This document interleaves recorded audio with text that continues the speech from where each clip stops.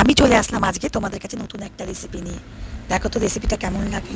রেসিপিটা একদম সিম্পল, ঘরে বসে চটজলদি সকালের ব্রেকফাস্টে বানানো যায়। রেসিপিটা হলো, এই দেখো, সুজির একটা রেসিপি। রেসিপিটার নাম নাহলে তোমরাই দিলে, নামটা জানি না, তবে নিজের মতন করে ফেলেছি। নিয়ে নিলাম এক প্যাকেট সুজি, আর তাতে নিয়ে নিলাম এই দেখো কিছুটা সবজি, গাজর, ক্যাপসিকাম, সেগুলো দেখলাম, তোমাদেরকে দেখালাম।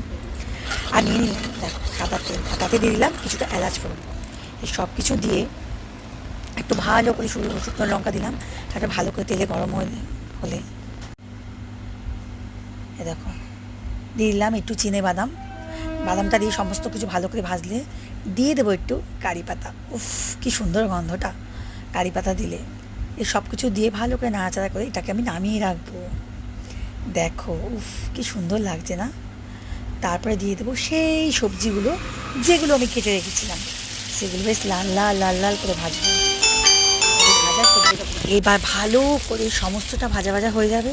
দিয়ে দিলাম উপর থেকে কিছুটা নুন, স্বাদ মতন বা জিনিস অনুযায়ী অবশ্যই নুন দিয়ে নাড়াচাড়া করে অবশেষে দিয়ে দিলাম সেই ভেজে রাখা সুজিটা, যেটা দিয়ে আবারও আমি নাড়াচাড়া করব।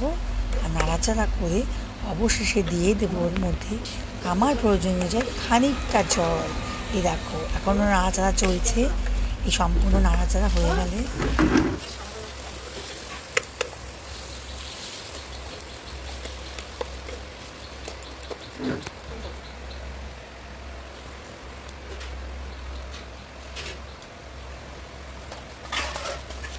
দিয়ে দিয়েছি জল।